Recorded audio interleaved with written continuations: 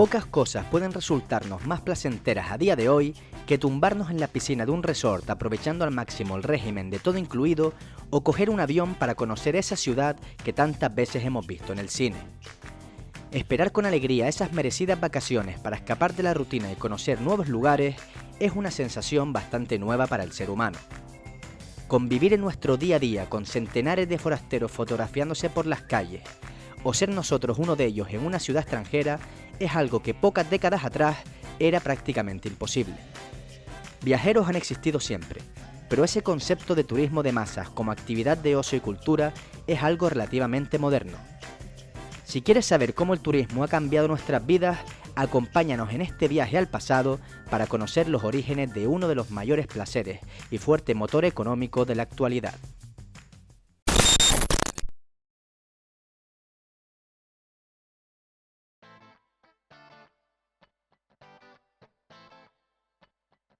La Real Academia de la Lengua Española define el turismo como la actividad o hecho de viajar por placer. Así que en el placer como motivación centraremos este análisis histórico, ya que como dijimos antes, viajes y viajeros han existido desde que el hombre habita la Tierra. Ya en la Edad Antigua encontramos desplazamientos de grupos de personas para acudir a los Juegos Olímpicos en la antigua Grecia o para acudir a termas o a sus residencias de la costa en la antigua Roma. Evidentemente, estos actos solo les era posible a las clases altas de la sociedad, las cuales viajaban con su séquito personal aprovechándose de las buenas vías que se habían construido, como la Vía Apia, a la paz dentro del territorio del imperio y a la prosperidad económica que se vivía en esos días. Como ya iremos viendo, la prosperidad económica es un factor imprescindible para que se desarrolle el turismo en los diversos territorios. Durante la Edad Media, debido al auge del poder y la influencia religiosa, tanto de los reinos cristianos como de los musulmanes, se incrementan las peregrinaciones a sus lugares sagrados. Roma, Santiago de Compostela y, para los más atrevidos, Jerusalén, se convierten en los destinos de las peregrinaciones cristianas, mientras que la Meca será la ciudad que reciba a los peregrinos de confesión islámica. Pasado el siglo XV y tras el descubrimiento de América, se produce un incremento notable en el tráfico marítimo, así como movimiento de personas y mercancías, pero casi siempre por motivos comerciales, migratorios o bélicos. Aunque también motiva a algunas personas a hacerse a la mar con el objeto de descubrir nuevos territorios, manteniéndose y contagiándose este espíritu aventurero a las futuras generaciones. A final del siglo XVII surge la costumbre de mandar a los jóvenes aristócratas ingleses por un itinerario a través del continente europeo visitando sus principales ciudades, como Roma o París.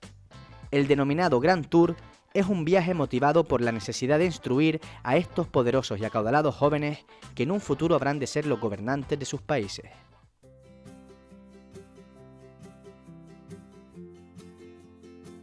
James Watt revoluciona el mundo con su máquina de vapor y en un breve periodo de tiempo las grandes potencias europeas, así como Estados Unidos, se transforman en países industrializados. Se construyen cientos de kilómetros de vías de tren que facilitan el transporte de personas y mercancías a grandes distancias, y se construyen nuevos y más grandes barcos impulsados por vapor. Esta industrialización también fomentaría el incremento de dinero y poder de una relativamente nueva clase social, la burguesía, que dispondrá de los recursos económicos y el tiempo libre para viajar. En este contexto social comienza a surgir el turismo de salud y el turismo de montaña, dirigido a esta clase burguesa que aún es el único estrato social que puede permitírselo. Aunque en 1841 un hombre sería el pionero de que las personas de clase media e incluso los obreros comenzaran a interesarse por los viajes de ocio. Con motivo de desplazarse con los miembros de su parroquia a un congreso anti-alcohol en Leicester, Thomas Cook, un misionero bautista, contacta con el secretario de la empresa de ferrocarril y le ofrece comprar todos los billetes del tren a un precio que a cada uno de los asistentes le saliese más económico que si lo comprasen por separado. Consigue fletar el tren con más de 500 personas al precio de un chelín por billete, llevándolos y trayéndolos el mismo día, además de ofrecerles un almuerzo, realizando el que es considerado el primer viaje organizado de la historia. Thomas Cook no consigue ganar mucho dinero con este viaje, pero ve el potencial de negocio y comienza a organizar pequeñas escapadas a los pueblos vecinos y al campo. Cada vez va realizando viajes a ciudades más alejadas y captando diferente público, ya de todas las edades, desde niños a ancianos que se suman a sus escapadas, eso sí, aún manteniendo su trabajo de ebanista. En 1851, con motivo de la Exposición Universal de Londres, transporta en el plazo de un mes hasta 165.000 personas, embolsándose gran cantidad de dinero y fundando ya así su propia agencia de viajes. En 1855, y con la excusa de viajar a la Exposición Universal de París, organiza el primer tour por territorio europeo, visitando diferentes ciudades. Gracias al éxito de este, prosigue organizando más viajes, ampliando rutas y añadiendo recorridos, centrándose especialmente en Suiza, un país que proporcionaba una naturaleza y unos paisajes ideales para que los ingleses escaparan del ambiente y la contaminación de las ciudades victorianas. En 1864 se incorpora a la empresa su hijo John Mason Cook, abriendo nuevas oficinas por Inglaterra y Europa, así como diversificando su tipo de clientela, hasta ahora enfocada en la clase media y obrera, comenzando a organizar viajes de lujo para la clase alta, como cruzar el Atlántico en barcos de vapor para conocer Nueva York o los lugares de las batallas de la Guerra de Independencia. Cruceros por el Nilo, siendo en 1869 el primer turoperador en realizar rutas por Egipto, y en 1872 hace el primer tour alrededor del mundo en 222 días, siendo este también el último gran viaje en el que participa. Cuando Thomas se retira, la empresa sigue en manos de su hijo abriendo nuevas sucursales por todo el mundo, al mismo tiempo que otras compañías como American Express se van fundando y compitiendo con esta. Si Thomas Cook es considerado el padre del turismo moderno, otro hombre que revolucionó algo tan importante como el alojamiento en el siglo XIX fue Cesar Rich, introduciendo un nuevo concepto de hotel, como establecimiento de servicio completo con habitaciones espaciosas y decoración lujosa, cuarto de baño propio y servicio de habitaciones. También eliminó los antiguos comedores de huéspedes, cambiándolos por elegantes restaurantes con mesas para pocos comensales, dándole suma importancia al menú y los vinos. También estableció una jerarquía dentro del personal, diferenciando al servicio por medio de uniformes y graduaciones, desde el camarero hasta el maître.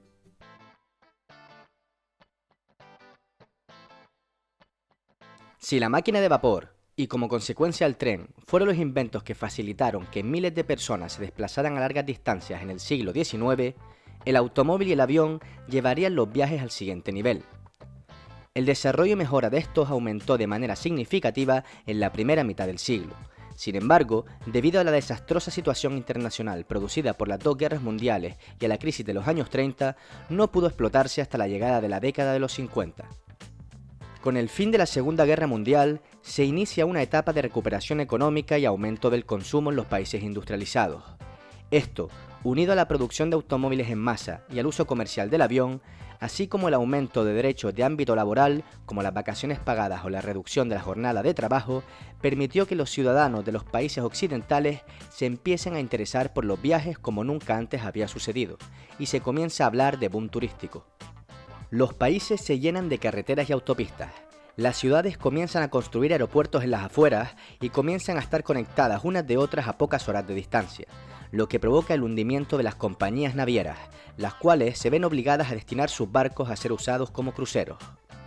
Se crean cientos de nuevas empresas destinadas al desarrollo turístico, turoperadores, compañías aéreas, grandes compañías hoteleras que lanzan al mercado millones de paquetes turísticos muy similares que compiten entre ellos. Los países de clima frío buscan destinos con una temperatura más agradable para desconectar en sus vacaciones, lo que provoca el desarrollo de grandes países de acogida de turistas, como los países del sur de Europa con un agradable clima mediterráneo, o México y los estados de Florida y California como destino para los turistas estadounidenses y canadienses. Este rápido aumento del sector, unido a la falta de experiencia, provoca graves consecuencias en los lugares de destino, como la construcción de grandes zonas hoteleras sin una planificación urbanística y medioambiental previa, la masificación de pequeñas localidades por miles de ciudadanos extranjeros con otras culturas y costumbres, así como la falta de servicios adecuados para cubrir tanta demanda, ya sea de los propios habitantes de estas zonas como de sus visitantes. Sin olvidar la gran dependencia económica hacia los turoperadores extranjeros, principalmente británicos, alemanes y estadounidenses. En 1950 se calcula que había 25 millones de turistas en el mundo. En 1973 el número había ascendido a 190 millones. Con la crisis energética y la consecuente inflación, se produjo un estancamiento del sector en los años 70. Pero en los 80 el nivel de vida sube, se producen nuevas mejoras en los transportes, como la aparición de nuevos y mejores aviones y la construcción de trenes de alta velocidad, así como nuevas ofertas turísticas como la aparición de grandes parques temáticos destinados al turismo familiar. Con el fin de la Guerra Fría y la caída de la Unión Soviética se amplía el mercado, surgiendo nuevos destinos y nuevos usuarios. El sector, debido a la experiencia obtenida ya en varias décadas, vive una etapa de madurez, mejorando la calidad de los servicios turísticos. Mejoran los hoteles, las administraciones desarrollan normas y leyes enfocadas al sector turístico, se limita la capacidad receptiva de muchas zonas y monumentos, se crean nuevos productos y destinos y se comienzan a impartir diversos planes de estudio centrados en este poderoso sector económico.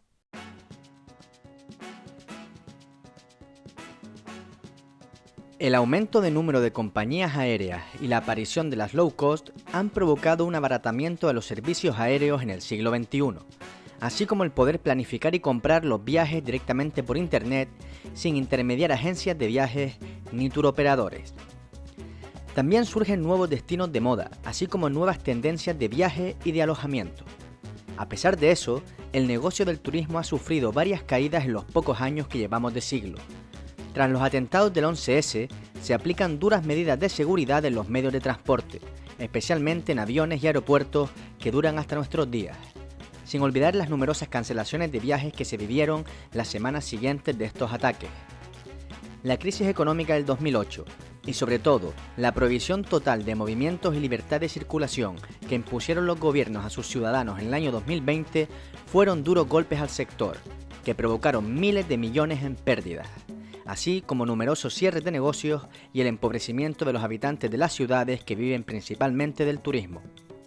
Aún así, en el año 2012 se batieron todos los récords, registrándose más de 1.000 millones de turistas a nivel mundial, y en el 2018 más de 1.400 millones. Aunque el tipo de turismo más común sigue siendo el vulgarmente conocido como de sol y playa, un turismo pasivo con la finalidad de desconexión de la rutina, así como el turismo cultural para conocer las principales ciudades y su patrimonio histórico,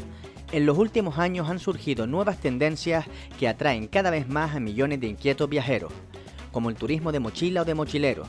que consiste en recorrer gran parte de un país de manera autónoma, alojándose en hospedajes de bajo coste y moviéndose generalmente en transporte público o coche de alquiler. También recorrer grandes distancias en caravana, atravesando incluso diferentes países, como la carretera panamericana, por la que se puede circular desde Buenos Aires hasta el estado de Alaska en Estados Unidos.